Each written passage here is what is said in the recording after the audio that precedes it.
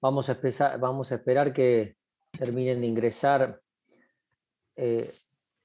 algunos compañeros. Les pregunto si... en realidad más que le pregunto, estoy a disposición, seguramente tendrán algunas dudas, me pueden consultar lo que deseen antes de que arranquemos con las clases. Profe, yo le quería hacer una pregunta sobre un fallo que estaba de lectura obligatoria. ¿Sí? En Bueno. la unidad de prueba, el fallo Petroli. Sí. Como que no terminé de entender muy bien qué es lo que define la Corte con respecto a la prueba. No sé, me resultó medio confuso. No sé si lo terminé de entender o si llegué a una conclusión sobre lo que dijo la Corte. En realidad Petroli fueron varios casos, yo no me acuerdo cuál es el que...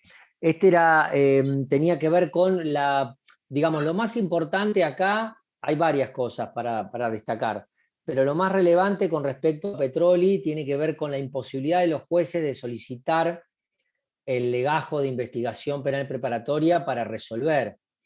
O sea, eso indudablemente que es una mala práctica, es un vicio de un sistema anterior, en el cual las constancias, digamos, del caso no tienen por qué ser tenidas en cuenta, o mejor dicho, analizadas por un juez, más allá de lo que plantea más allá de lo que plantean las partes en el marco de una audiencia. No sé si te referís a eso con respecto a las pruebas o a las evidencias o a otra cuestión en particular. En realidad el fallo, en lo que dice la Corte, en un momento habla de que si se admite una prueba durante lo que sería la IPP o la audiencia preliminar, como que después no se puede discutir su admisibilidad en la etapa de juicio. Eso es porque anteriormente el artículo 305 del Código Procesal Penal, estoy buscándolo a ver si exactamente era ese, exactamente, el artículo 305, antes del año 2018, tenía una última parte que decía: la decisión del juez que admite o rechaza un medio de prueba no vincula al tribunal del debate. Entonces, con esta idea parecía ser que lo que se discutía en el marco de la audiencia preliminar, más allá de que el juez admitiera o rechazara esa prueba, daba el pie para que se volviera a plantear la discusión frente al tribunal de juicio, porque al decir que la admisión o el rechazo no vincula al tribunal del debate, podía pensarse entonces qué significa, que si un juez en la audiencia preliminar me rechazó determinada prueba, cuando voy entonces al juicio lo puedo volver a solicitar. Entonces eso generó un montón de problemas. Ese párrafo fue eliminado. En la exposición de motivos no se dice demasiado en la reforma del año 98, del 2018, perdón, pero lo que plantea entonces en esos términos es que lo que se resuelve en materia probatoria haría efecto de cosa juzgada con relación al tribunal de juicio. O sea, si el juez de la audiencia preliminar me dijo, mire, este testigo no puede ir al juicio a declarar, después yo no puedo volver a pedirlo frente al tribunal de juicio. A eso se refiere básicamente. En rigor, la norma anterior, al decir que no vinculaba, parecía tener otra finalidad, parecía tener la finalidad de decir que si el juez había considerado que ese medio probatorio era legal, suponete, no sé, se aceptaba que se reprodujera, no sé, a ver, ¿qué podemos pensar? Se aceptaba, digamos, lo que se había secuestrado en el marco de un registro domiciliario que para la defensa es inválido. Planteaba la invalidación. El juez no le hacía lugar y admitía el secuestro que se había obtenido producto de ese allanamiento. Eso no podría vincular al tribunal del debate, es lo que parecía decir la norma. Pero como era confuso, directamente la eliminaron. Pero tiene que ver con esa redacción que ya no tenemos en el sistema procesal. Lo importante es que todo lo que tiene que ver con invalidaciones sean subsanados en el marco de la audiencia preliminar. Lo que no significa que si el tribunal de juicio advierte de manera evidente y palmaria una afectación a una garantía constitucional, pueda no utilizar ese elemento que ha sido incorporado como prueba, digamos, al debate y decir que yo no lo voy a valorar porque considero que es ilegal. Pero esa será una cuestión que después, si quieren, lo vamos a profundizar cuando veamos prueba en el marco del juicio oral. No sé si va por ahí, Bárbara, la duda. Sí, profe, gracias. Perfecto. ¿Alguna otra duda?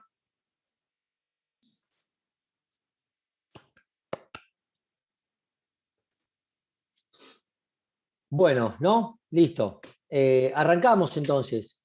Para hoy tenemos que ver, a mi modo de ver, el tema más importante, más relevante de nuestro espacio curricular, que comúnmente es conocido como la libertad.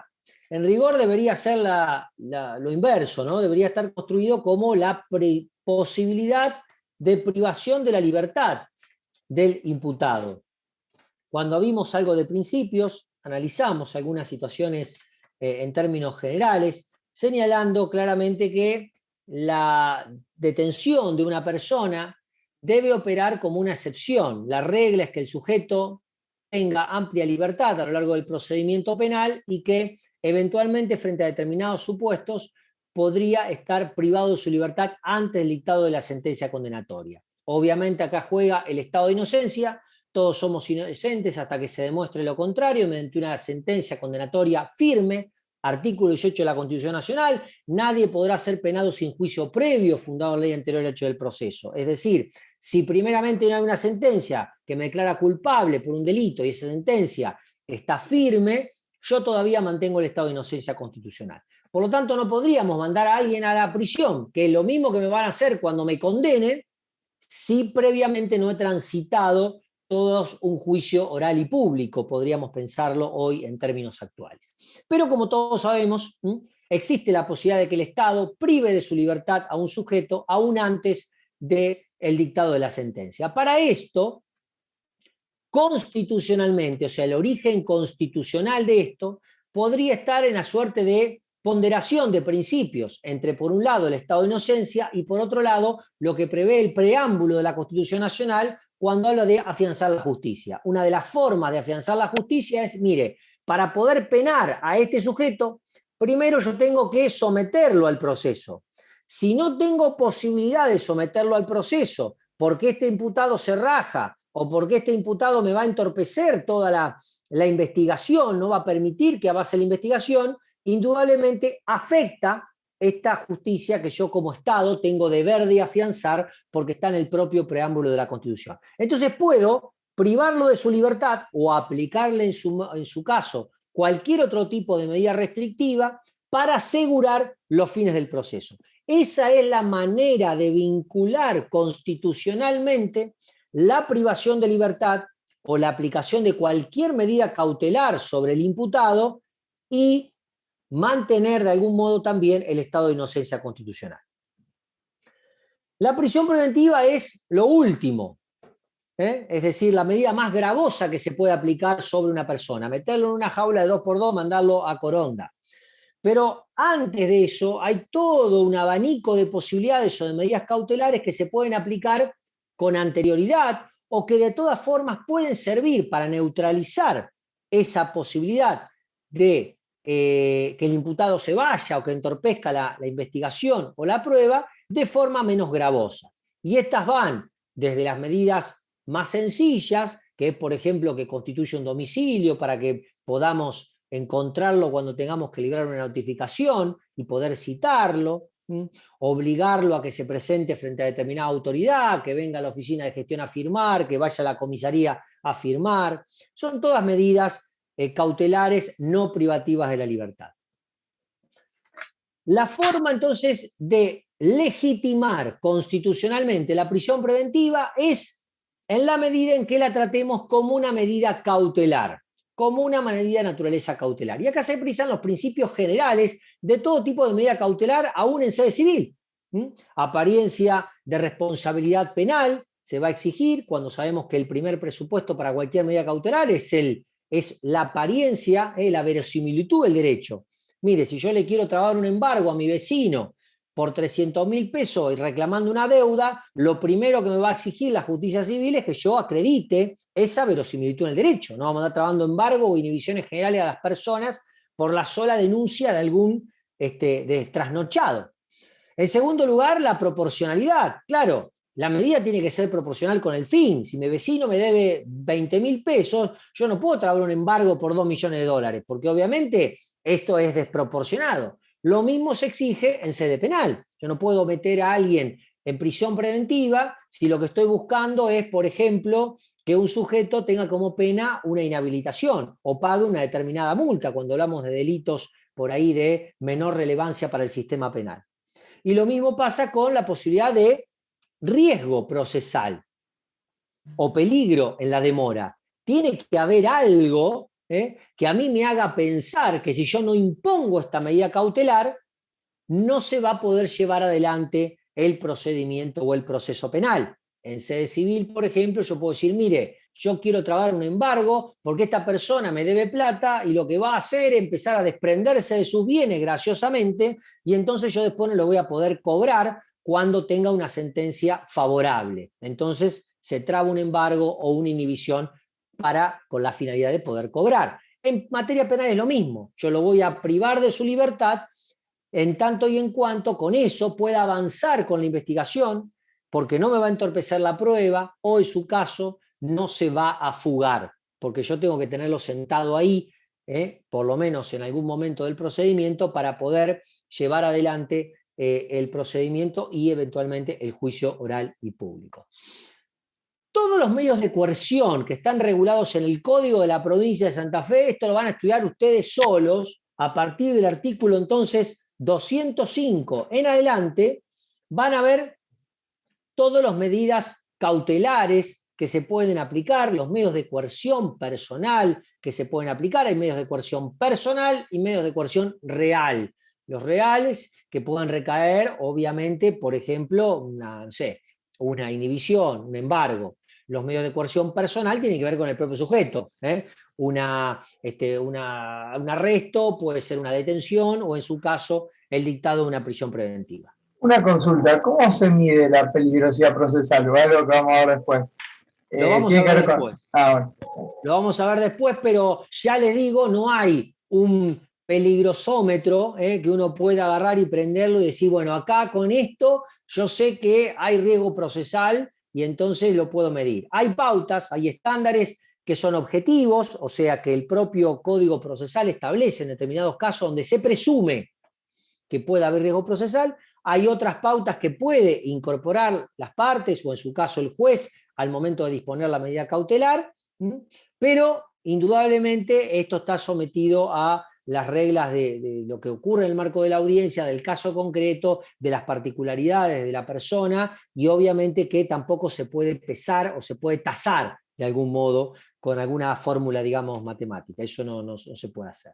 Bueno, de todos los medios de coerción, lo primero que les tengo que señalar es que ustedes hagan un análisis, si es que ya no lo tienen previsto como para el día práctico, de los prácticos, que es el caso Ramírez de la Corte de Santa Fe, que tiene que ver con la posibilidad del fiscal de proceder a la detención de una persona. Esto porque se discutió constitucionalmente en la provincia de Santa Fe, donde se habla que nadie puede ser privado de su libertad salvo por autoridad competente. La autoridad competente vendría a ser el juez. Entonces, si un juez no dispone la detención, no puede el fiscal, de forma particular, de forma personal, como órgano aparte, disponer la detención de una persona. Esto varía en los sistemas acusatorios adversariales. Por ejemplo, el nuevo Código Procesal Penal Federal no permite que el fiscal directamente proceda a la detención, sino que le tiene que pedir la orden de detención a un juez. En la provincia de Santa Fe, el fiscal lo puede hacer. Esto generó una discusión doctrinaria en primer lugar y jurisprudencial, y finalmente fue resuelta, a mi modo de ver, de forma acertada por la Corte Suprema de Justicia de la provincia de Santa Fe. Así que, tarea entonces, vean el caso Ramírez sobre los alcances del artículo 214 y 217 del Código Procesal Penal de Santa Fe.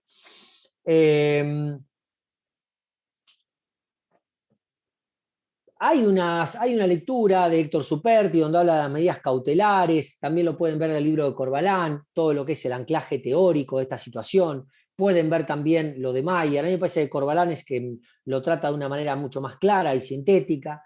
Pueden ver si quieren algún código comentado, tampoco hay inconveniente.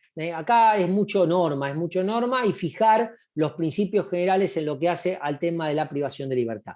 Yo ahora voy a tratar de exponer en un ratito, voy a utilizar un apoyo visual para que sea menos aburrido, específicamente lo que tiene que ver con prisión preventiva, porque obviamente es el corazón del tema y generalmente si ustedes van a rendir en algún momento la materia, uno de los aspectos esenciales es que ustedes puedan comprender y explicar de qué forma opera o funciona la prisión preventiva en la provincia de Santa Fe fundamentalmente. Pero igual los aspectos generales, más allá de que hay una referencia al Código de Procedimiento santafesino, son aplicables también a cualquier código procesal de corte acusatorio adversarial, porque desde la propia Constitución, sus tratados internacionales y la jurisprudencia interamericana, como vamos a ver, de derechos humanos, que refiere al tema de la privación de la libertad durante el proceso, todos tratan a la medida de prisión preventiva como necesariamente de naturaleza cautelar.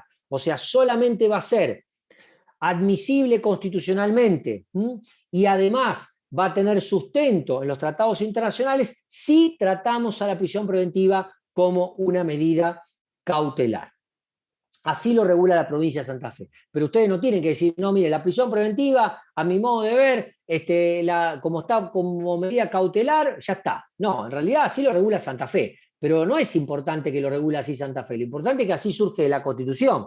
Porque si Santa Fe lo regulara de otra forma, como hizo hasta antes del año 2014, esa norma sería claramente inconstitucional. Por suerte y afortunadamente, la provincia de Santa Fe está digamos, acorde a los lineamientos de la Constitución, de los tratados y de la jurisprudencia interamericana, por lo menos en lo que es su regulación normativa. Ahora vamos a ver un poquito más cómo opera o cómo funciona en la práctica. De todas formas, este es un tema no sencillo, más que nada por lo extenso y por la jurisprudencia que van a tener que analizar, así que cualquier cosa, cuando profundicen en el tema, si tienen alguna duda, ya saben, me pueden enviar un mail o me mandan un audio o una consulta por escrito a través del grupo de WhatsApp. Así que bueno, sin más preámbulos entonces, voy a compartirles la pantalla para ver si... Ahí ustedes pueden ver, ¿no es cierto? Sí, profe. Sí, profe. Bárbaro. Bueno.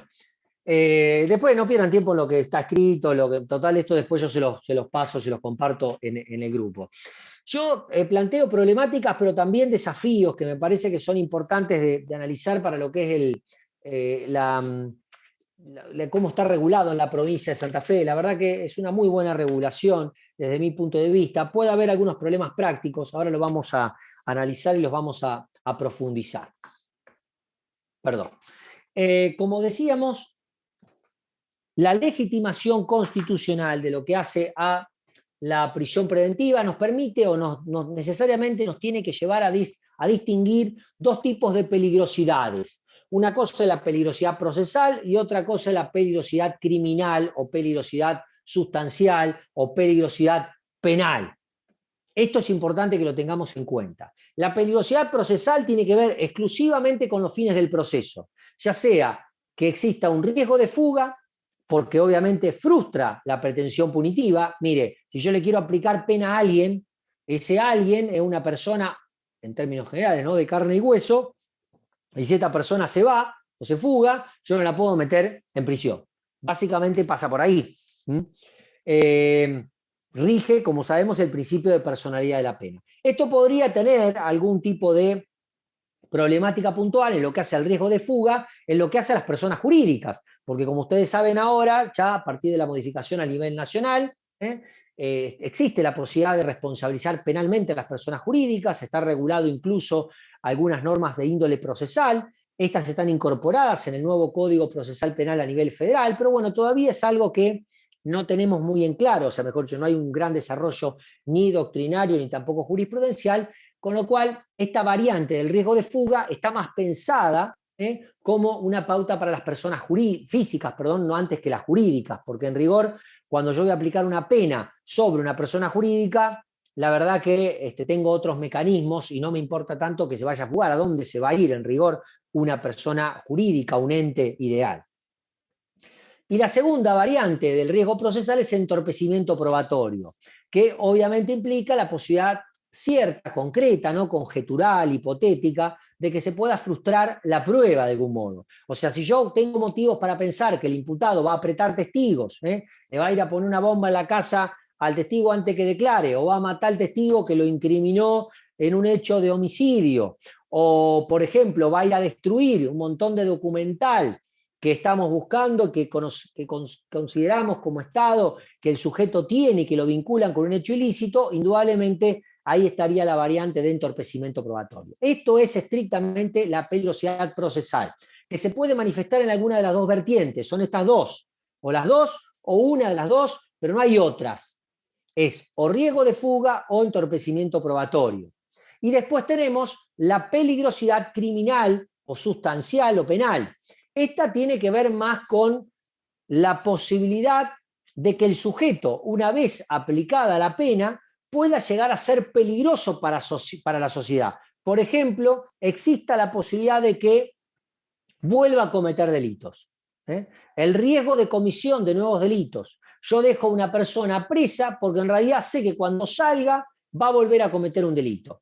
Esta pauta, en rigor, no puede ser empleada desde el punto de vista procesal. Yo no puedo utilizar la prisión preventiva de una persona con la finalidad de que este tipo no cometa otros delitos en el futuro. Primero, porque yo todavía no sé si el delito por el cual me están pidiendo la prisión preventiva lo ha cometido, porque todavía rige su estado de inocencia. Y aún cuando yo tuviera prueba contundente, cabal, certera, clara, de que el tipo cometió el delito, imagínense que hay un dron que lo estaba mirando, que lo estaba filmando al tipo mientras choreaba con un arma en un supermercado.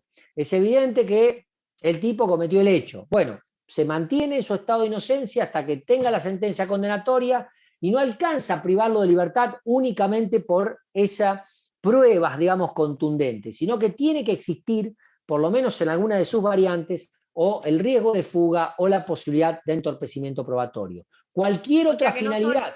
Sí, dale, no tienen que darse los dos presupuestos, profe, con que verificar uno es suficiente. Exactamente, verificar uno puede ser suficiente para disponer la prisión preventiva. Igual, insisto, tampoco sabemos bien cuánto hay que tener de prueba para cada uno de los presupuestos procesales. Esto es indudable, será cuestión de analizar el caso concreto. Después vamos a ver algunos ejemplos. Pero no confundir entonces con la peligrosidad criminal.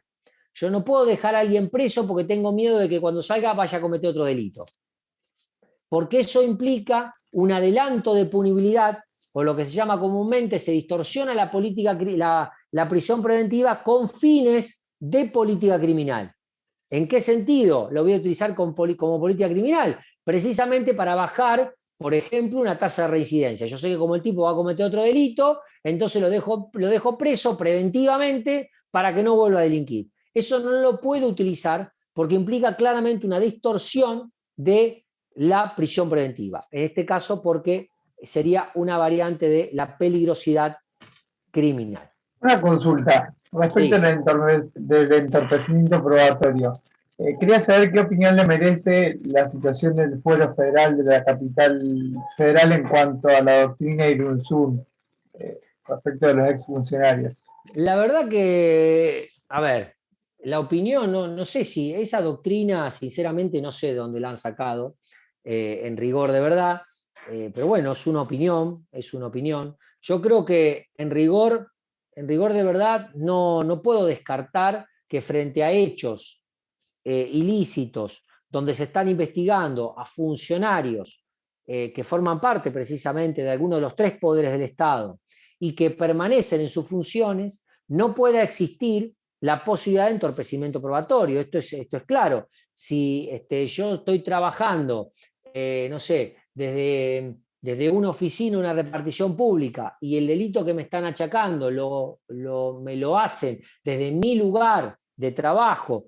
en la utilización, por ejemplo, de mails, de correos electrónicos, de documental que manejo a diario, y bueno, posiblemente exista una posibilidad de entorpecimiento de pruebas si yo no pude cautelar todavía esa evidencia y el tipo tiene la libertad de al otro día abrir la llave de su oficina y hacer desaparecer todas las pruebas.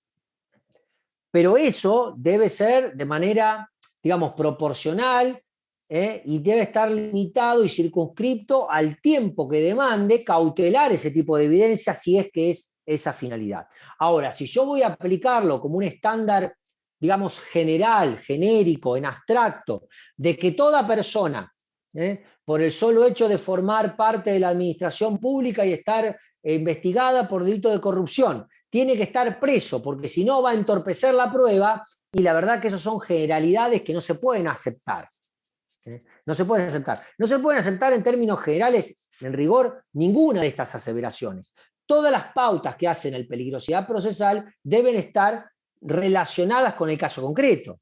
Ahora, si yo estoy enjuiciando o tratando de investigar a un funcionario público que ya dejó de prestar funciones para la administración, poder ejecutivo, legislativo o judicial, que obviamente tiene contactos con personas vinculadas a la función pública, pero que no tiene posibilidad cierta, concreta, de entorpecer la investigación, ahí realmente es un estiramiento, me parece, que no es constitucionalmente admisible, porque entonces con ese criterio basta con que una persona haya ocupado un cargo público para que de por vida pueda existir la posibilidad de entorpecer la investigación o la prueba si se resulta que es investigado por cualquier hecho ilícito que cometió en la medida en que haya cumplido el tiempo, digamos, que cumplió funciones. O sea, me parece que no se pueden estandarizar. Yo creo que se ha hecho una aplicación extensiva, desmedida, de lo que es la posibilidad de entorpecimiento probatorio respecto de funcionarios públicos en ocasión de sus funciones, en términos demasiado amplios y demasiado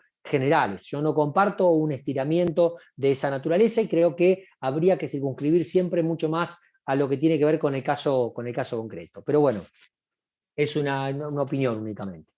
Bueno, en lo que hace entonces a la legitimación constitucional de la prisión preventiva, hay muchos pronunciamientos. Yo acá traje 3 o 4 citados ahí de la Corte Interamericana, de que nos habla ciertas características que tiene que tener la privación de la libertad durante la tramitación de la investigación o en su caso del juicio oral.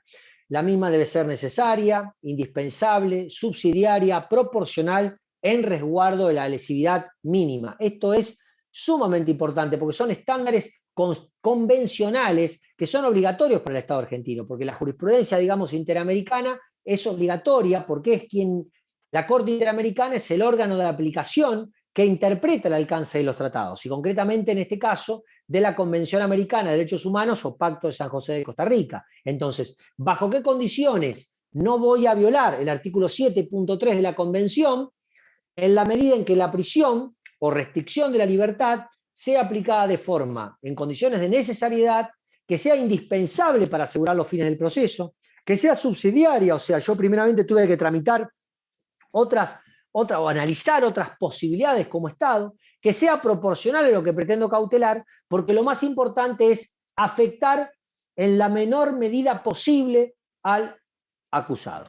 Esos básicamente son los lineamientos desde el punto de vista constitucional que tenemos que tener en cuenta. Y acá aparecen 2 grandes informes, digo 2 grandes por la relevancia, pero ya hay muchos informes posteriores, no sé si esto forma parte también del material, seguramente que ustedes tendrán que consultar, pero son informes muy relevantes, el informe 2 del 97 y el 3508, ya no de la Corte, sino de la Comisión Interamericana de Derechos Humanos.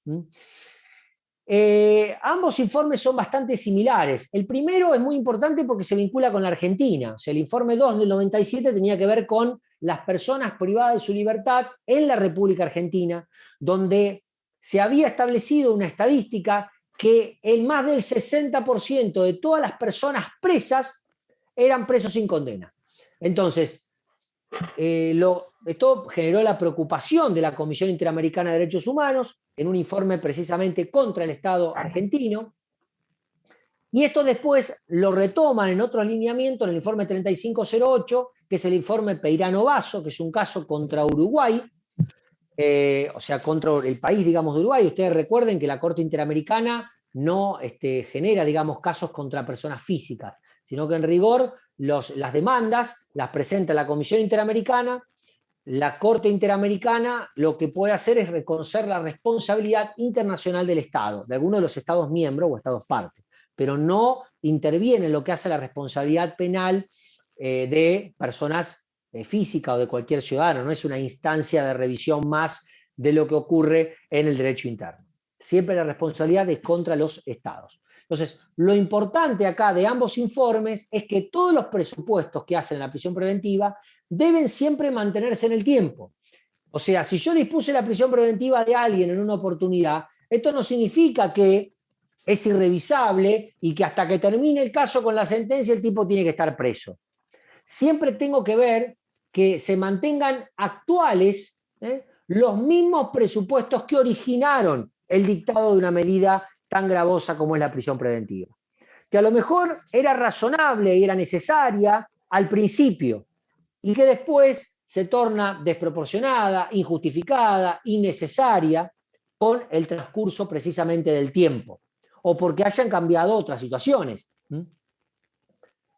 Hay una diferencia esencial entre el informe 2 del 97 y el 3508 que tiene que ver con el hecho del riesgo de comisión de nuevos delitos. ¿Se acuerdan que yo les decía? El riesgo de comisión de nuevos delitos es una pauta que hace a la peligrosidad penal. Bueno, el informe 2 del 97 pareciera aceptar de algún modo que se dispusiera la prisión preventiva con esa finalidad. Sin embargo, el informe 3508, que es posterior del mismo organismo, es contundente en señalar que la repercusión social, mediática, el riesgo de trascendencia pública de que una persona sea privada, pueda ser privada de su libertad o en su caso recupere la libertad, no puede ser una pauta para detener a alguien. Siempre tenemos que tener en cuenta y en consideración los fines exclusivamente del proceso para disponer la prisión preventiva. El gran problema que nosotros tenemos es que, y básicamente yo me refiero un poco más a lo que es la provincia de Santa Fe, algo que yo llamo una suerte de ecuación fatal. Nosotros tenemos que problemas grandes de inseguridad o que tratamos de trabajar de qué forma podemos incrementar los niveles de seguridad ciudadana, de qué forma podemos prevenir la comisión de hechos delictivos y cómo podemos neutralizar a aquellas personas que cometen hechos delictivos. Y para las tres circunstancias, lo único que se nos ocurre, porque no tenemos demasiado ingenio como Estado, es distorsionar la prisión preventiva y aplicarla prácticamente como regla. ¿Cómo aumento los niveles de seguridad? Dejando preso. ¿Cómo prevengo que se cometan nuevos delitos? Dejándolos presos en prisión preventiva. ¿Cómo neutralizo que sigan cometiendo hechos delictivos? Lo dejo en prisión preventiva. Esto no solamente es inconstitucional, y acá esto ya viene del caso Napoli, del año 1994, donde la Corte de la Nación dijo que no se podía utilizar a la prisión preventiva con fines de política criminal, que es precisamente lo que ocurre si nosotros la distorsionamos de esta forma. Erika Napoli, año 1994 de la Corte Nacional, ya se pronunciaba sobre este aspecto. Pero lo que es más gravoso es que en rigor se está vendiendo un discurso que en rigor de verdad no es real. El derecho penal tiene como tres segmentos. Esto lo digo yo, ya lo decía Mayer hace 40 años. Hay tres segmentos. Un segmento vinculado a la prevención, un segmento vinculado al juzgamiento y otro segmento vinculado a la ejecución de la pena. Esto es, uno trata de prevenir que no se cometan hechos de robo. Una vez que el hecho de robo ocurrió, aparece el segundo segmento que es, bueno, vamos a juzgar a la persona que cometió el hecho de robo. Y una vez que la condenamos y la sentencia adquirió firmeza, vamos a ver qué hacemos con esta persona que metimos en la jaula por un hecho de robo, para que en definitiva sirva para algo ese encarcelamiento, ya como pena. Lejos de trabajar, y obviamente como ustedes verán, todos estos dependen de agencias estatales distintas. Lo que es la etapa de prevención depende del Poder Ejecutivo, lo que es la etapa de juzgamiento depende del Poder Judicial y lo que es la etapa de ejecución de la pena depende también del Poder Ejecutivo. En el medio, el Poder Legislativo es quien administra las leyes y el marco normativo para los tres segmentos del derecho penal. O sea que no es una responsabilidad de la justicia, como se dice comúnmente. Alguien después me tendría que decir que es la justicia, pero en términos generales decir la justicia, el Poder Judicial tiene los culpas de los problemas de la inseguridad. Hay un plenario que dictó la Cámara Nacional de Casación Penal, actualmente la Cámara Federal de Casación Penal, por eso está identificado como Cámara Federal. Creo que esto nosotros lo habíamos hablado. Recuerden que el Código Procesal Penal de la Nación rige tanto para la Ciudad de Buenos Aires como para la Justicia Federal de todo el país.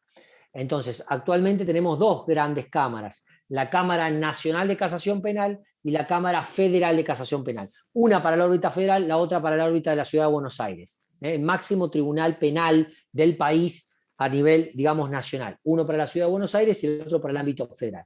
Pero en el año 2008 todavía no estaba implementada y lo único que teníamos era la Cámara Nacional de Casación Penal para todo. Hoy está dividido. El plenario Díaz Besone, que es el que está ahí, nos permite de alguna manera delinear que para disponer una prisión preventiva no podemos aplicar presunciones iure de iure. Esto significa, en criollo, digamos, no podemos decir que el delito es grave, prisión preventiva. El delito es leve, tiene que estar en libertad. El imputado tiene antecedente, tiene que estar en cana. El imputado no tiene antecedente, tiene que estar en libertad. No se pueden establecer presunciones sin admitir prueba en contrario. Hay que hacer un análisis integral, conjunto, conglobado de las evidencias, de los presupuestos, del caso en particular, para ver si es procedente o no el dictado de la prisión preventiva. Más allá de la gravedad del delito. Más allá de la gravedad del delito. La pauta de que el delito sea grave, obviamente que la voy a considerar. No es lo mismo que a un imputado lo acusen de un hurto, que lo acusen de un homicidio agravado por el vínculo, que tiene prevista una pena de prisión perpetua. Pero no es la única pauta a considerar para tener en cuenta si existe riesgo de fuga o existe riesgo de entorpecimiento probatorio.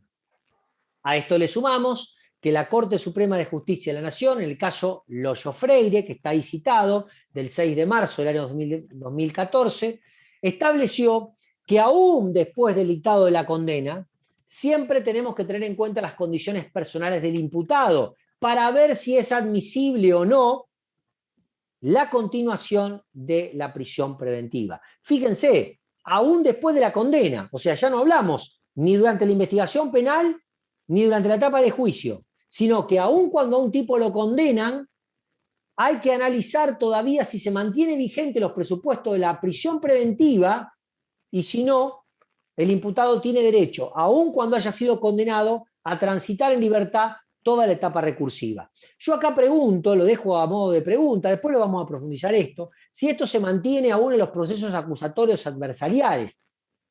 ¿Por qué digo esto? Y ya lo vamos a profundizar un poquito más adelante. Porque indudablemente la calidad de la sentencia condenatoria en el marco de un proceso acusatorio adversarial es completamente distinta, es de una calidad superior que la que se dicta en el marco de un proceso escrito inquisitivo. Por múltiples razones, pero básicamente porque hay todo un mecanismo de controles previos al dictado de la sentencia que hacen mucho más previsible el dictado de esa sentencia en un modelo acusatorio o adversarial a contramano de lo que ocurre en un modelo inquisitivo y mucho más si ese tiene alguna de las etapas o ambas etapas de forma escrita. Ya lo vamos a profundizar un poco más. Pero para que ustedes tengan en cuenta la relevancia de considerar, en primer lugar, que el monto de la pena no es lo único a tener en cuenta, que no todos los problemas digamos, de seguridad, de prevención, neutralización del delito se solucionan con prisiones preventivas, sino todo lo contrario, esto implica distorsionarla, y que las condiciones personales de imputado tienen que ser tenidas en cuenta aún cuando se haya dictado una sentencia condenatoria. Fíjense que hay un caso de la Corte Suprema de Justicia de la Nación, que es el caso Vélez con B corta, del mes de junio del año 2010, donde precisamente se consideró que era inconstitucional uno de los artículos de la ley 24.390, que van a ver mañana con Lisandro. La ley 24.390 es la que regula el tiempo máximo de duración de la prisión preventiva a nivel nacional. Una de las normas de esa ley prevé que para ciertos delitos, es el artículo 10 de esa norma, para ciertos delitos no opera el plazo máximo de prisión preventiva.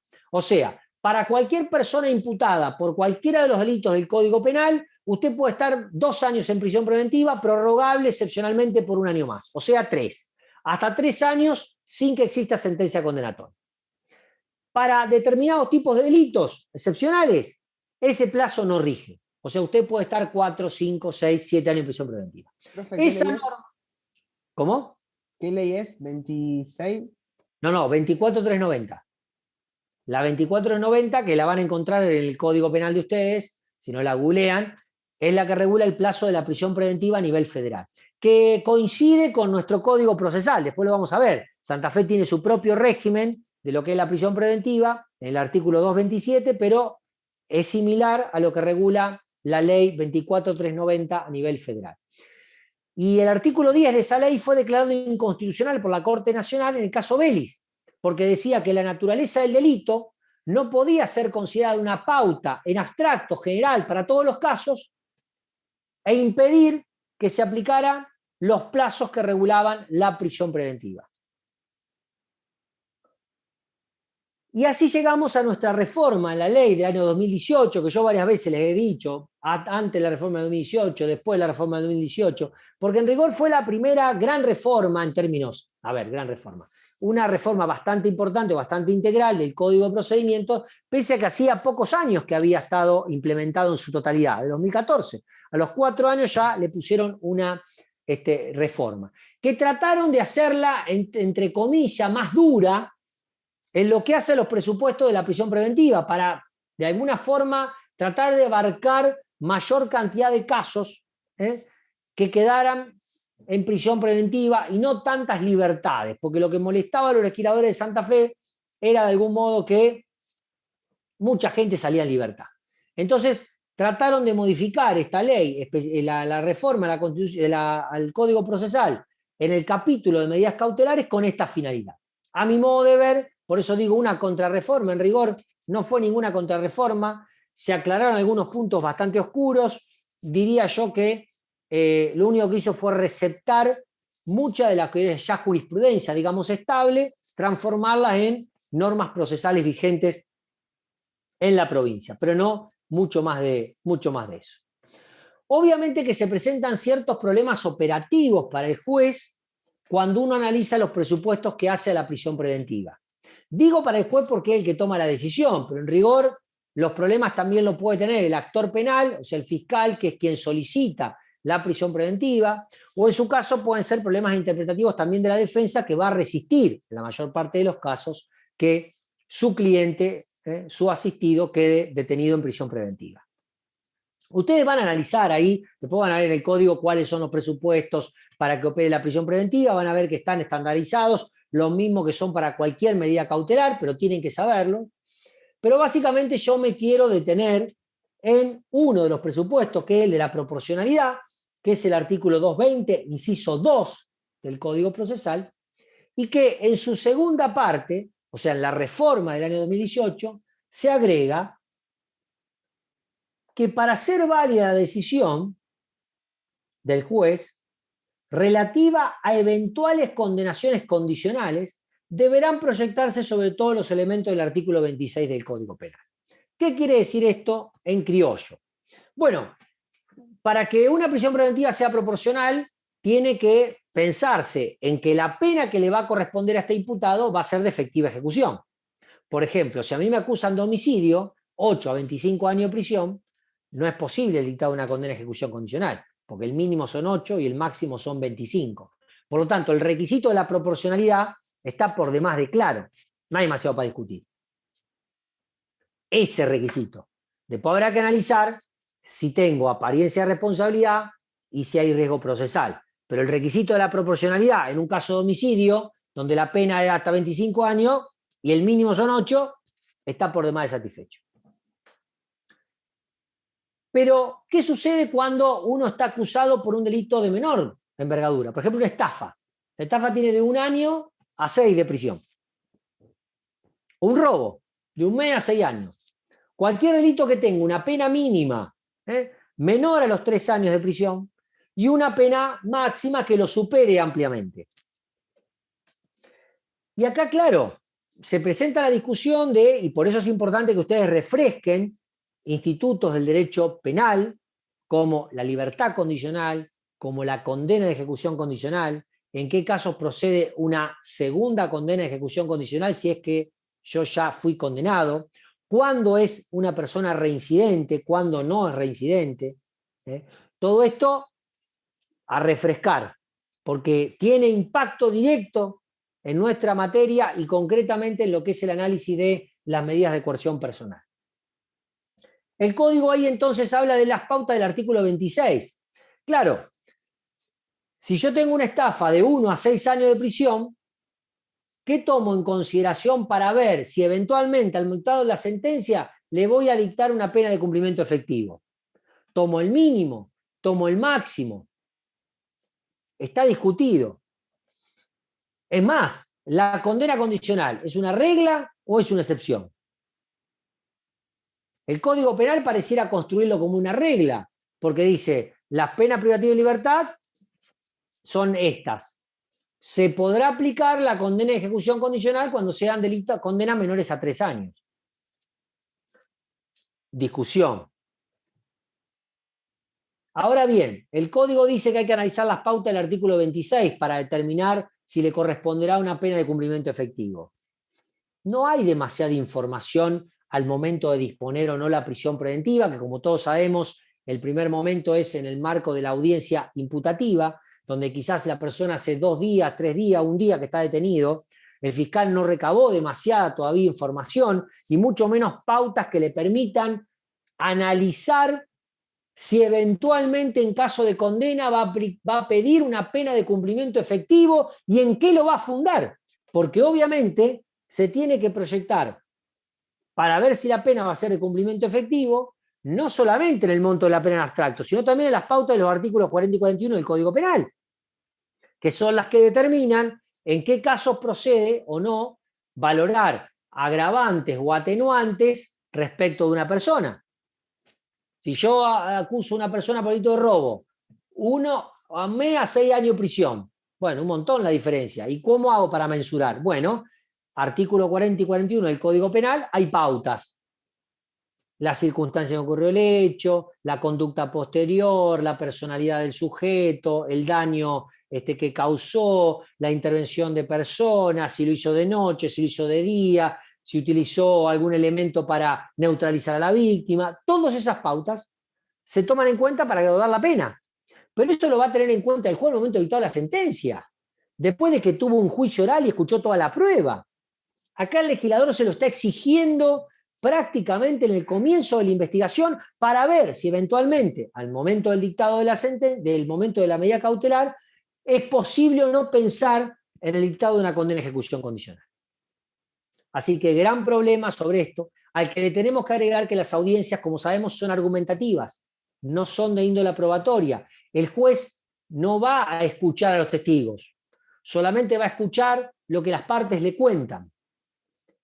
Por lo tanto, no hay información de calidad suficiente porque se da en el marco de la audiencia imputativa, no hay demasiados elementos para analizar esto que el legislador le exige al juez que analiza al momento de la imposición de una medida cautelar. ¿Cuáles son las discusiones más importantes al momento de analizar o de pensar en una medida cautelar? Primero, podemos entrar a discutir la calificación legal y las evidencias que recolectó el actor. O sea, podemos empezar a discutir, mire, yo no estoy de acuerdo con esta calificación legal que hizo el fiscal, para mí va otra calificación. Puedo empezar a discutir sobre la validez de las evidencias recolectadas por el fiscal en el marco de la audiencia imputativa. Es una pregunta. La verdad que no hay una respuesta única. Yo le tiro disparadores para que ustedes lo piensen. Segundo, ¿la regla de la condena efectiva o es la excepción la condena de ejecución condicional? Ahí ya les tiro una punta. Hay un caso que es el caso García del año 2010 de la Corte Suprema de Justicia de la Nación, que lo pueden encontrar fácilmente, hasta le doy los datos de dónde buscarlo, donde habla de que los jueces, al momento de dictar una sentencia condenatoria, tienen que fundar debidamente por qué van a aplicar una pena efectiva cuando es posible el dictado de la condena de ejecución condicional. O sea, invierte lo que pareciera ser la regla en el Código Penal. les dice a los jueces, mire, si ustedes están frente a un imputado primario, porque nunca cometió un delito, o sea, no tiene antecedentes condenatorios, y el monto de pena permite el dictado de una condena de ejecución condicional, ustedes jueces tienen que explicar por qué. Si lo condenan a 2 años, esos 2 años no van a ser condicionales y van a ser de cumplimiento efectivo. Pero no deja de ser una problemática y una pregunta que también les dejo ahí sobre el tema de la condena condicional. Tercero, las pautas del artículo 26, ¿están a favor del imputado o en su contra?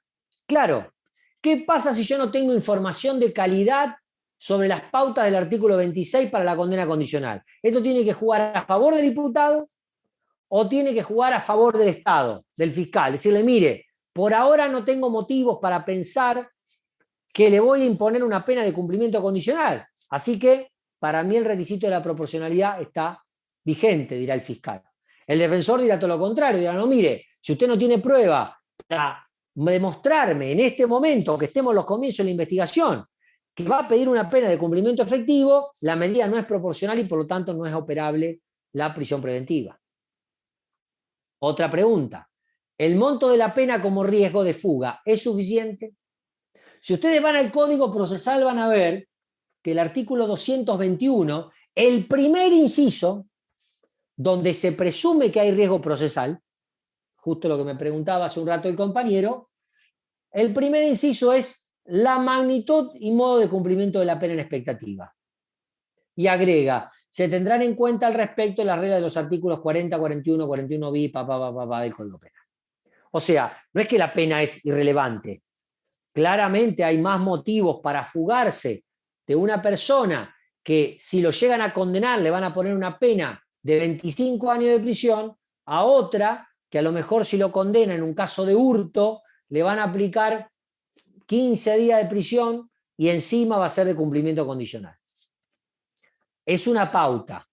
¿Es una pauta a considerar? Sí. ¿Es una pauta importante? Sí. ¿Es una pauta que permite pensar en que hay riesgo procesal? Sí. ¿Es determinante y es la única? No.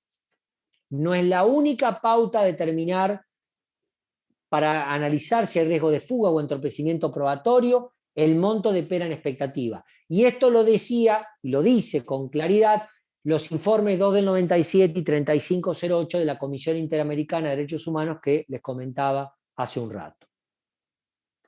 ¿Otra pregunta? Sí, dale, dale. ¿Qué artículo nombró recién? ¿El 221 es el mismo?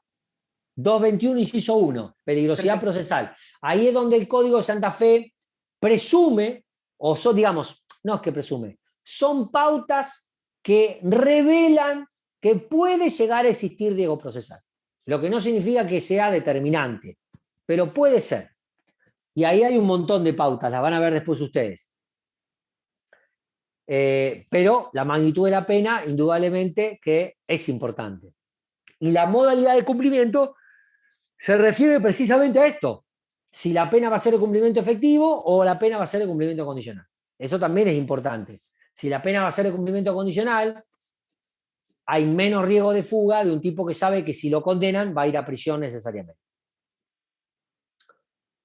Profe, otra pregunta. Sí, dale. En el 220, inciso 2, cuando habla entonces de las condenaciones condicionales, ¿se refiere a que si en abstracto la pena máxima es de 3 años, no correspondería aplicar una preventiva? Sino que hay que aplicar el 26 del Código Penal. No, al revés. Si vos tenés una pena en expectativa que sea superior a los 3 años, en su mínimo y en su máximo, no tenés nada que discutir. O sea, vuelvo al caso de, no sé, cambio de ejemplo, abuso sexual por acceso carnal. 6 a 15 años de prisión. El mínimo 6. O sea que aún si me dan el mínimo, la pena va a ser efectiva, porque no es procedente la condena de ejecución condicional, porque es más de 3 años. Ahora, si vos tenés un delito cuyo mínimo es menor a 3 años, ahí está el problema, porque vos tenés un mínimo que es menor a 3 y un máximo que es mayor a 3. Porque si es menor, por ejemplo, el hurto, de 1 mes a 2 años, ni el mínimo ni el máximo superan los 3. Entonces ahí es desproporcionado tener una prisión preventiva por un caso de hurto. porque siempre va a ser posible el dictado de una condena condicional. Como al revés también es proporcional en un caso donde el mínimo y el máximo superen los 3. El problema está cuando el mínimo es menor a 3 y el máximo es mayor a 3. Porque ahí entonces decís, bueno, ¿y qué uso? ¿Uso el 1? ¿Uso el máximo? ¿Uso el término medio? Bueno, para eso el código exige ver las pautas del artículo 26. Y ahí entonces estamos en problema porque al comienzo de la investigación tenemos poco y nada de las pautas del artículo 26. No sé si te respondí, Bárbara. Sí, profe, ahora sí, gracias. Bien.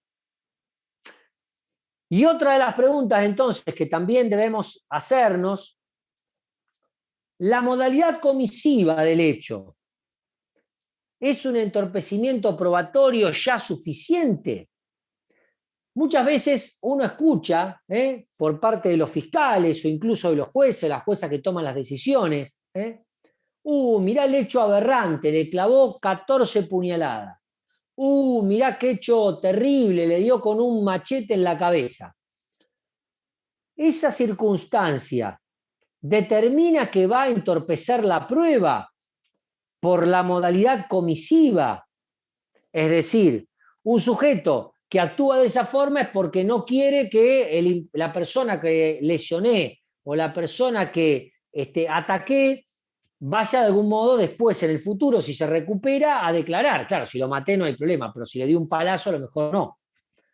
O, por ejemplo, al momento de que estaba robando en el supermercado, veo que viene la policía y el imputado sale corriendo. Se eludió el accionar policial. Eso demuestra que se va a fugar. Y la realidad es que, a ver, ningún ladrón que se decide utilizar como oficio, ¿no?, el hecho de dedicarse a robar, va a quedarse ahí en el lugar del hecho para que si eventualmente van a discutir su prisión preventiva, no digan que se va a fugar y entonces por eso no sale corriendo de la escena. La realidad es que la modalidad del hecho no es determinante para el entorpecimiento de la prueba, como tampoco el comportamiento en el momento del hecho es una pauta que demuestra la posibilidad de fuga.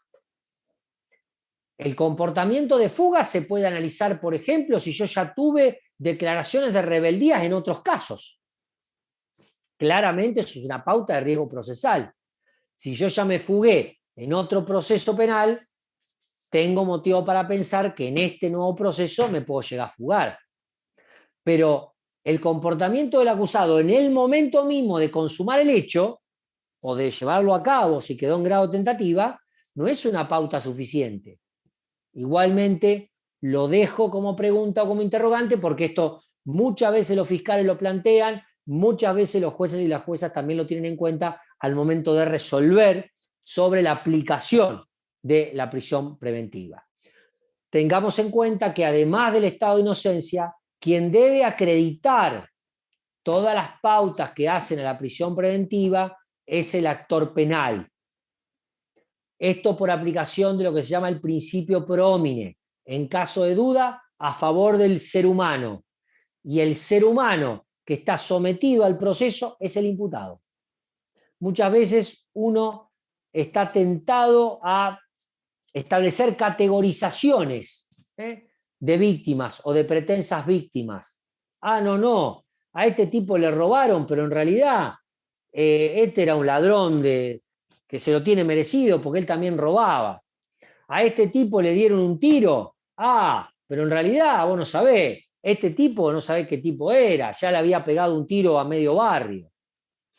Y eso de alguna manera pierde el foco, la atención en que el único que tiene algo para perder en el marco de un proceso penal es el imputado. La pretensa víctima no es que no tiene interés, claro que tiene interés. Porque obviamente, pero ella ya perdió. A ella ya le robaron la cartera.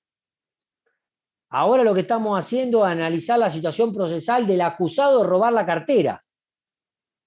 Que quizás termine con que le devuelve la cartera, recupera la cartera, eso ya es un tema de la víctima. Pero el único que realmente tiene algo para perder a lo largo del procedimiento del proceso penal es el imputado. Y muchas veces nos olvidamos de esa situación y confundimos y nos basamos en un derecho penal de acto. Perdón, y no nos basamos en un derecho penal de acto, sino un derecho penal de autor. Vemos la caripela tanto de la víctima como del victimario.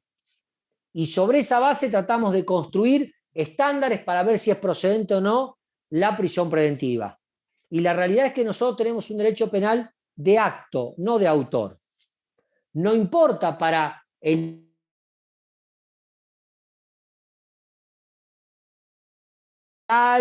y la trayectoria de vida ni de víctima ni de victimario. A lo mejor la víctima era tremenda, no la quería nadie en el barrio, pero si le robaron el celular va a ser víctima. Y a lo mejor el que robó era un pan de Dios, era buenísimo, pero si robó el celular y va a ser imputado.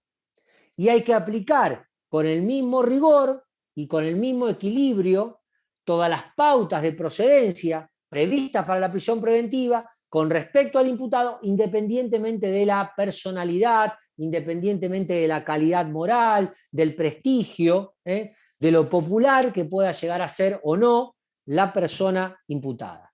Esto es muy importante que lo tengamos en cuenta siempre. Bueno, no voy a avanzar sobre el tema de la prisión domiciliaria porque no vamos a alcanzar, no voy a tener tiempo y los voy a aburrir más de la cuenta. Yo quiero que ustedes vean que en realidad, y yo lo planteo acá en términos de problema, porque hay como un doble sentido, una doble vara. Y el legislador creo que no se dio cuenta que había regulado de esta forma. Y esto fue con la reforma del año 2018. Concretamente tiene que ver con la prisión domiciliaria. Esto es un tema sumamente en boga, sumamente discutible en todos los medios de comunicación, todo el tiempo, acá a nivel provincial, a nivel federal. La verdad que podríamos hacer un curso únicamente para hablar sobre el Instituto de la Prisión Domiciliaria. Pero bueno, ustedes como alumnos de grado de procesal penal no es algo que puedan obviar y además tienen que tener algunas herramientas analíticas para discutir con algo más que los elementos que puede tener cualquier persona lega que no haya transitado por la carrera de abogacía, aunque después ustedes no se dediquen al derecho penal y al derecho procesal.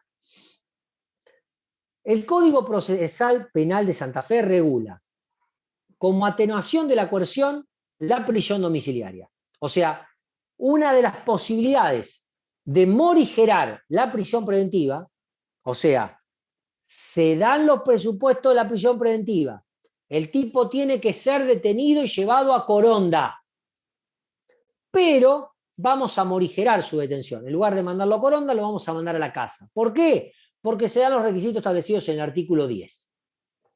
Eso regula el Código de Santa Fe. El artículo 10 del Código Penal, refresquen también del sistema de derecho penal, está previsto para casos de humanidad.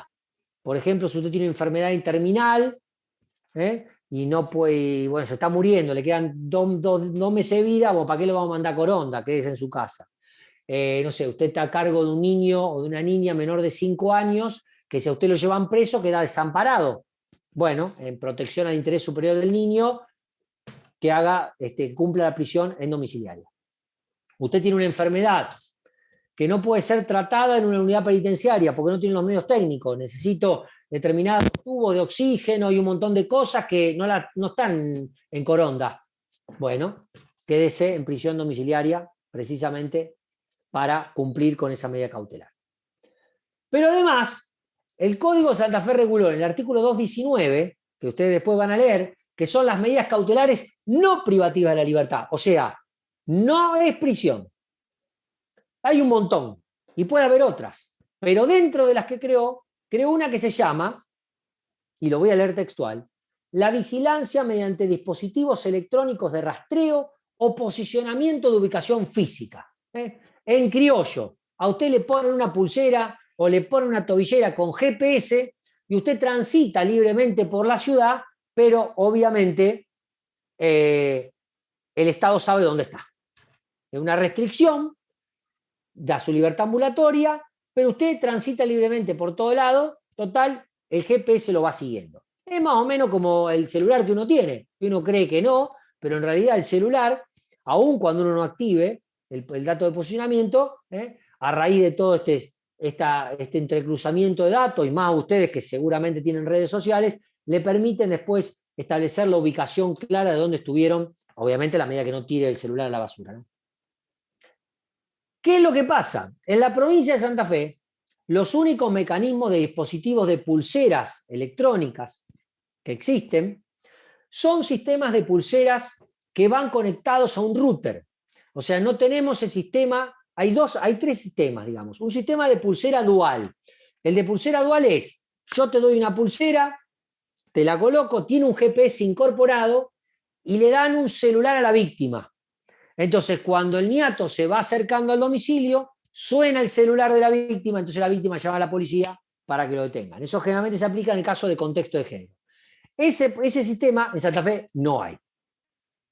Hay otro sistema que es el de la pulsera únicamente, con sistema de GPS o tobillera, que es el que les decía, usted transita libremente por toda la ciudad y lo van siguiendo, el dispositivo lo van siguiendo su rastreo, dónde va, sin necesidad de otro elemento.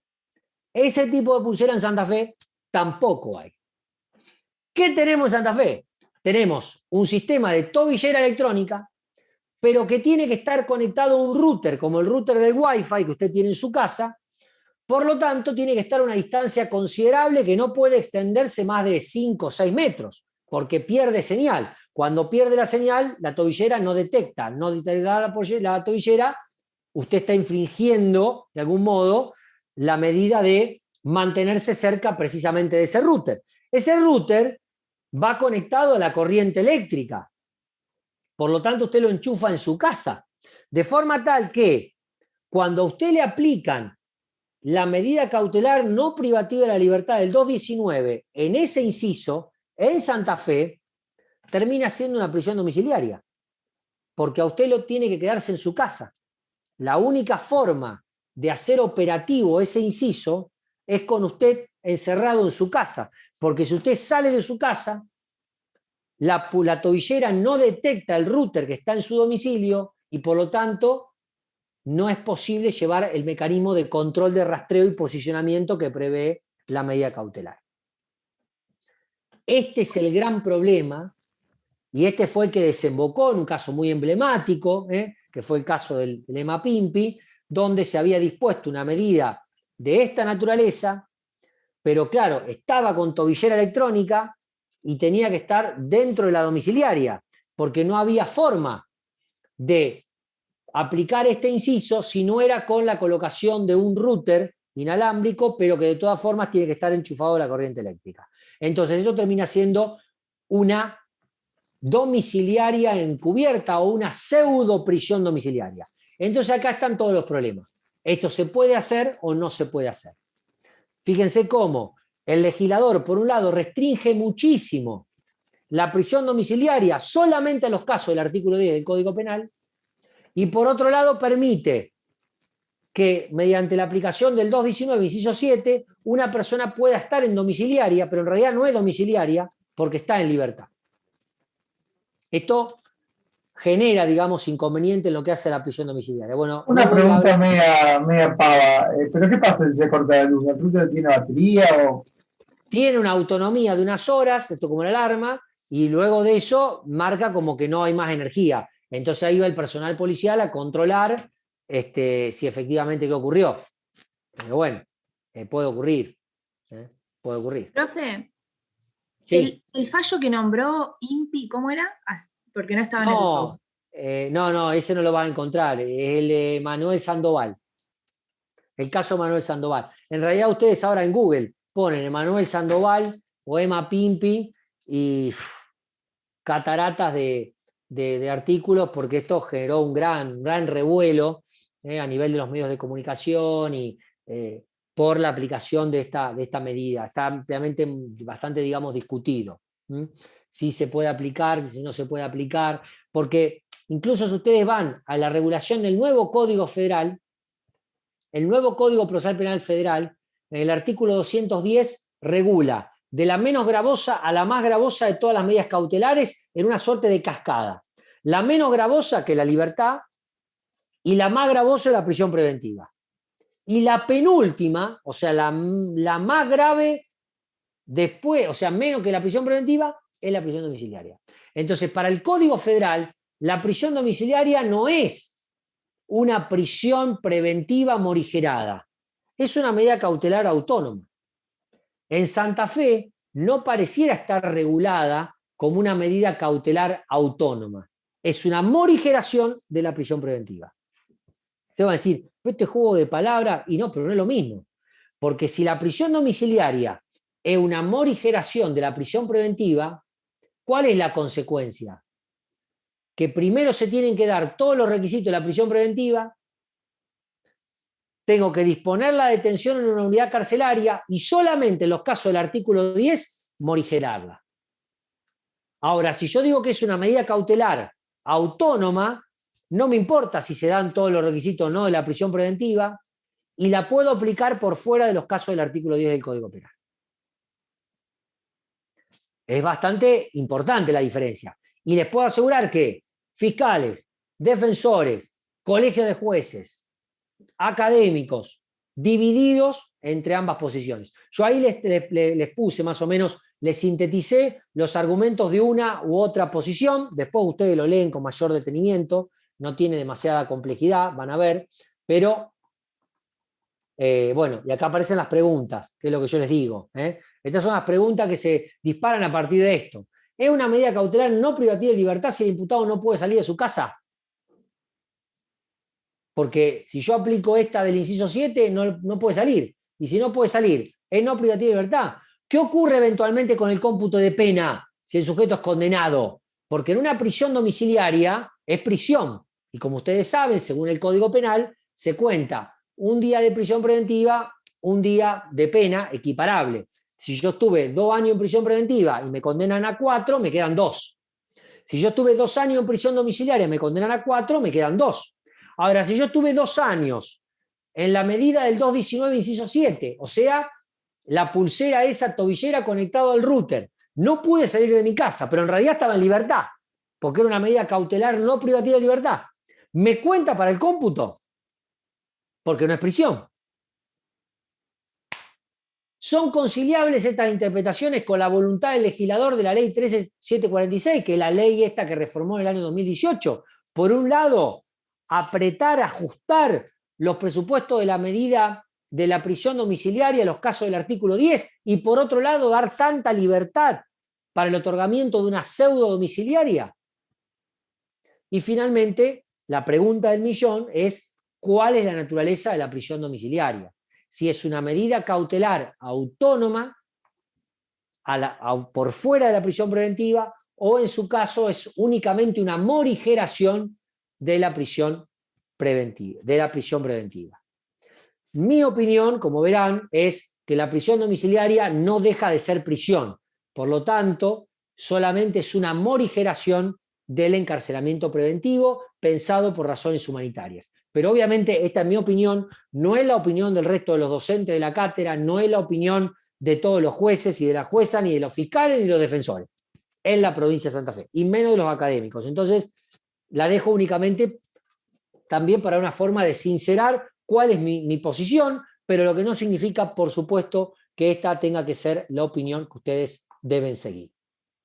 Por lo demás, yo tengo algunas razones que intuyo, solamente intuición, sin datos ni estadísticas, sino únicamente en una intuición, ni siquiera empíricos, de por qué se usa y se abusa muchas veces de la prisión domiciliaria. En primer lugar, por las malas condiciones edilicias y habitacionales de las unidades penitenciarias. Las cárceles son un asco, esto ya lo sabemos. Entonces, cuando vos vas a mandar a un tipo en cana, tenés que saber que lo está mandando a un lugar que es un asco. Y muchas veces la prisión domiciliaria permite morigerar esa posibilidad frente a delincuentes o personas a lo mejor acusadas que todavía no son delincuentes, porque no sabemos si van a ser condenadas o no. Y son primarios evitar que ingresen a esas unidades de detención. Y le damos la domiciliaria. Por otro lado, la voluntad de los legisladores de utilizar la prisión preventiva con fines de política criminal. Esto es claro. se abusa de la prisión domiciliaria porque es como una suerte de carril intermedio. ¿Es para dejarlo en prisión? Y más o menos. ¿Y es para dejarlo en libertad? Y más o menos. Entonces le damos la domiciliaria, que es algo intermedio. Entre que te quedan, en lugar de irte a Coronda, te quedas en tu casa, pero a su vez no podés salir de tu casa. Y en tercer lugar, la presión mediática y social sobre el Poder Judicial para que determinadas personas acusadas de delitos graves no recuperen la libertad. Hay una gran demanda social de que un tipo que es acusado por un delito más o menos grave tiene que estar preso.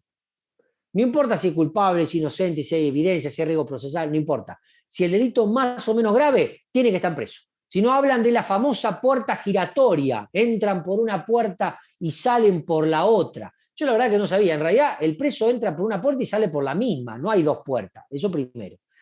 Además, nunca vi una puerta giratoria en una cárcel, y yo le diría que las tasas de personas privadas de su libertad, y más en prisión preventiva, se han triplicado en los últimos 15 años en la provincia de Santa Fe.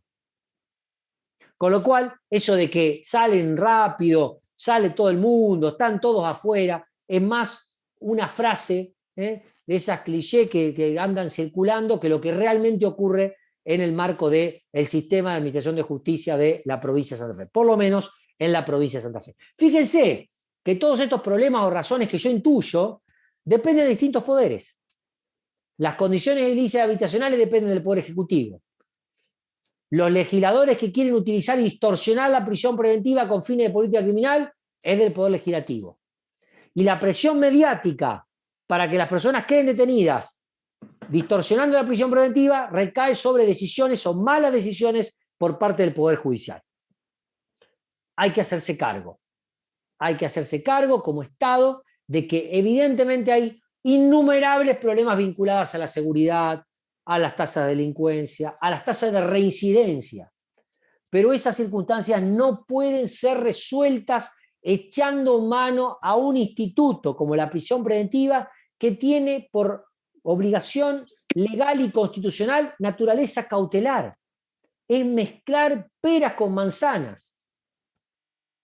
Finalmente, y lo que hace exclusivamente al tema de la prisión domiciliaria, desde mi punto de vista, la persona imputada no tiene un derecho a la prisión domiciliaria.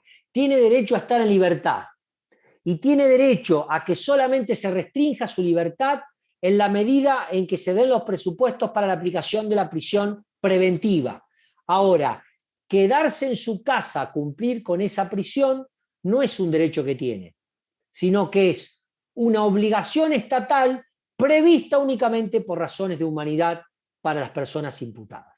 Esa es básicamente, o sintetizando un poco, mi opinión sobre el tema, que indudablemente, reitero, no es la opinión mayoritaria. Bueno, acá van a ver un montón de circunstancias que tienen que ver con el cómputo, con el tiempo de la prisión preventiva. Esto lo van a ver con mayor detenimiento para el día de mañana, cuando hablen con Lisandro sobre estos aspectos. 5 puntos que me parece son importantes que el Estado profundice para disminuir el impacto de la prisión preventiva, romper con la lógica binaria, delito escarcelable o no escarcelable. Nosotros estamos siempre así, blanco o negro, libre o en coronda.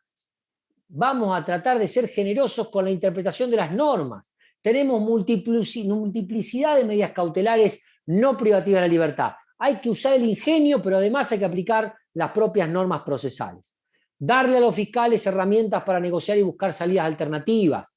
Los fiscales están encorsetados a instrucciones generales e instrucciones de los fiscales regionales que encorsetan a los fiscales y que no le dan posibilidad de maniobra. Por ejemplo, que digan, bueno, cualquier delito vinculado donde aparezca un arma, prisión preventiva. Cualquier delito donde, cualquier situación donde se pide una prisión preventiva tiene que ser sin plazo. Son instrucciones que no le permiten negociar a los fiscales en la búsqueda de salidas alternativas a un conflicto, que hay que aplicarlo al caso concreto. Tercero, comprometamos a los defensores, a los abogados defensores públicos o privados, que también promuevan medidas cautelares no privativas de la libertad. Los abogados también tienen que empezar a usar el ingenio. Van a las audiencias y dicen, Me opongo a la prisión preventiva porque si no se dan los requisitos. Y ahí terminó la defensa. A ver, ¿qué trajiste vos? ¿Qué aportás vos de información de calidad para el fiscal, para el juez, para de alguna manera buscar una medida cautelar no privativa de la libertad? Eso también permite allanar el camino y evitar que siempre estemos hablando preso o en libertad, preso o en libertad. Cuarto, coordinar labor administrativa entre la oficina de gestión y los colegios de jueces para reducir los tiempos de agendamiento entre las audiencias preliminares y los juicios. Entonces, decir, ¿qué tiene que ver esto? Mucho tiene que ver.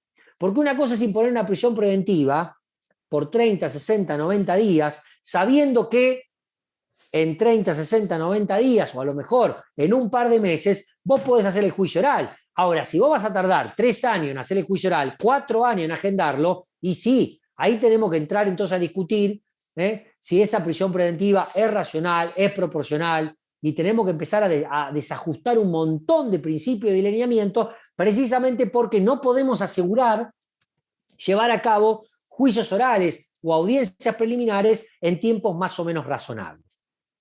Quinto, promover canales de comunicación entre todos los operadores para reducir los tiempos procesales. Esto es importante. Hay que hacer acuerdos interinstitucionales, fiscales, defensores, jueces, colegios de abogados, centros de asistencia a las víctimas, oficinas de gestión judicial.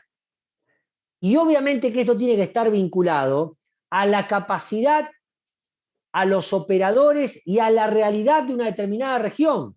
No es lo mismo lo que ocurre en Rosario que lo que ocurre en Tostado. No es lo mismo lo que ocurre en San Lorenzo que lo que ocurre en Villa Constitución, aunque lo separen 40 kilómetros. Entonces, la realidad regional puede mutar, puede cambiar muchísimo. Por eso es importante hacer acuerdos interinstitucionales para cortar los plazos, para ponerse de acuerdo en determinadas pautas de seguimiento y de avance de la investigación, que esto obviamente redunda también en que no se extienda demasiado la prisión preventiva.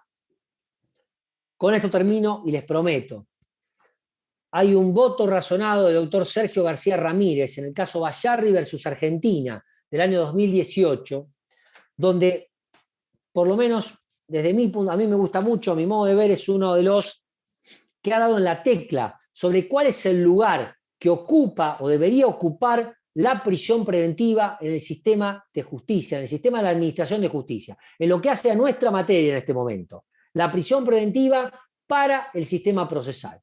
Difícilmente se pueda sostener que la prisión preventiva es una medida justa, aunque se practique al amparo de la justicia. Será preciso establecer que la privación cautelar de la libertad es necesaria desde la perspectiva de la justicia misma, en el caso concreto, y se haya provista por las razones y consideraciones que facultan al Estado para restringir los derechos de los individuos. No hay un derecho absoluto. Todo derecho se halla a su límite en la frontera de los derechos de los demás, del bien común, el interés general, la seguridad de todos, siempre en el marco estricto y exigente de la sociedad democrática. La regla de la intervención penal mínima conduce a reducir los supuestos de privación cautelar de la libertad a su igualmente mínima expresión, no los más, sino los menos. No sistema o regla, sino excepción o salvedad. Obviamente, la condición de necesidad o de indispensabilidad no queda a capricho de la autoridad o del clamor popular, que pudieran calificar como necesario o indispensable lo que en realidad es prescindible o sustituible. Para cumplir los deberes de respeto y garantía de los derechos humanos, el Estado debe organizar el aparato público con tal designio, echando mano a todos los medios a su alcance, con la más amplia, no con la más reticente o modesta, aplicación de los recursos disponibles. De ahí que el Estado deba emplear sustitutivos cautelares de privación de la libertad. ¿Es fácil? ¿Es barato? Tal vez no. Pero tampoco es sencilla ni económica la prisión preventiva, además de hallarse fundada en un delicado compromiso, una compleja transacción entre la justicia y la necesidad que operan en un incierto equilibrio. Bueno, les agradezco mucho la atención, el aguante, porque ya es muy tarde, es un tema bastante tedioso, largo, hay mucho para hablar, mucho para hablar. Mi idea era plantearles disparadores, tanto en lo que hace a la interpretación del código, como en lo que hace a algunos problemas que tenemos desde la fase operativa, y puntualmente hacer hincapié en algunas problemáticas vinculadas al instituto de la prisión domiciliaria. Los voy a dejar ir en paz, porque además capaz que alguno pregunta y todo el resto putea al pobre que preguntó, ya son las 8:30, estamos todos un poco cansados. Claro, ¿para qué vamos a exponer a ese pobre compañero o compañera que quiere hacer una pregunta porque le interesó algo y los otros lo quieren matar?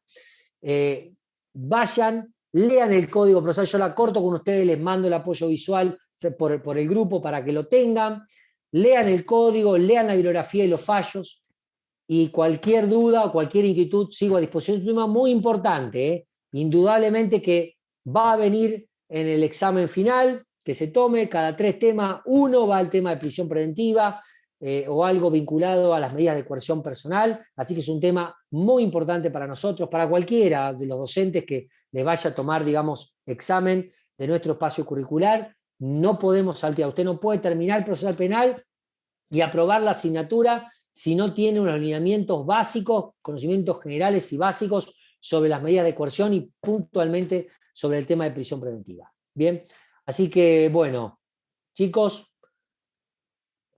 los dejo entonces. Ya Brenda me había empezado a hacer preguntas, pero no, Brenda, vos querés que te maten tus compañeros. No fue una pregunta, fue un agregado a algo que dijiste. Ah, perdón, recién lo veo, perdón. Así que bueno, chicos, estamos en contacto, a disposición, cuídense, que tengan buena semana, y a estudiar. Nos vemos. Gracias. Gracias, profe, igualmente. Gracias.